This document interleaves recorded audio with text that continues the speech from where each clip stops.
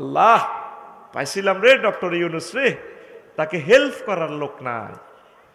আর কয় হাজার বছরে এই মানুষ আসবে, একসময় বুঝবি আমার তো গালিগালাজ করস, দালাল কস, এই কস এই কস, বিপদে পড়লে বুঝবি রে আফসারি ভাই এত ভালো মানুষ আমরা বুঝি নাই। আল্লাহর কসম আমি তোদের সকল দলের পক্ষে, ডক্টর ইউনূসের মতো মানুষ তোরা আর পাবি না।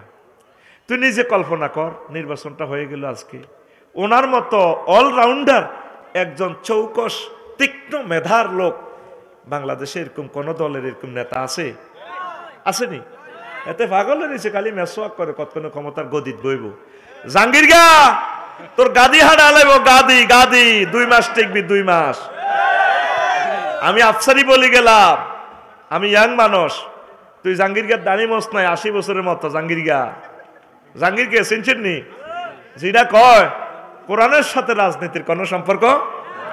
জাহাঙ্গীর 2টা মাসও টিকতি ন, গণভবনের হতিয়ান হল আনছে নিয়ে এলাইছে, টানি নামা লাইব। শহরে কোন ভাই আছে না, টানি নামা লাইব ভাই, দালাল বাজারে ফিরেছে দে ভাই। বাইরে আগে দেশটা সংস্কার করে ভাই। দালাল বাজারে কারে মারছিল, ও মাগো ও মাগো, শুধু কোবের আওয়াজ শুনে যায়। ইয়াজুজ মাজুজ কিন্তু অনর হয়ে গেছে, আসেনি? আঙ্গরে বলবো আমরা চাচ্ছি তোমাদেরকে কোলে নিয়ে জান্নাতের দিকে যাই বেল্লাই, তোমরা মনে করো আমরা নেতা হই বেল্লাই। আল্লাহর কসম এক জাররা খায়েশ কোনোদিন আমার কলমে আসে নাই। আমি এগুলা রাজনৈতিক কমেন্টস কেন করি? আমার প্রিয় নেতাগুলারে বাঁচাই বেল্লাই, এর হিগুনে না হলাই গেছে, তোরা কনারে হলাবি। এগুনতে আখাম হয়ে গেছে নির্বাচনের লাই, নির্বাচন না তো জাহাঙ্গীর, নির্বাচনে যাবি তুই। এগুন বালাই টিকছে, তুই 2 মাসও টিকতি না তোরা। আর মনসা তোকে রহন ক্ষমতাটা বইয়ে দিতাম, 2টা মাসও তো টিকতি না। আমি বলে গেলাম ডক্টর ইউনূসের মতো নিঃস্বার্থ লোকের 6 মাসে 350 আন্দোলন হয়েছে।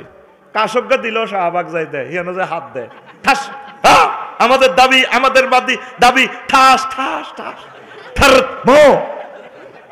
আর আগে রোমে একটা হাত দিতে দরজা জানালা বন্ধ করে আগে বডি স্প্রে করিয়ে লেত, হাত গা কোনো বার হয়নি, টোস। আল্লাহ এগুলা সব দেখতেছে তোদের আমল। যে একটা মাধ্যমত করে ও আমার জাতি সব দলের অত্তর করি একটা গণদোলায় দিব তো করে, সেই গণহত্যায় আগে আফসারির কল্লা যাইব, এটি আমরা জানিয়ে লেছি।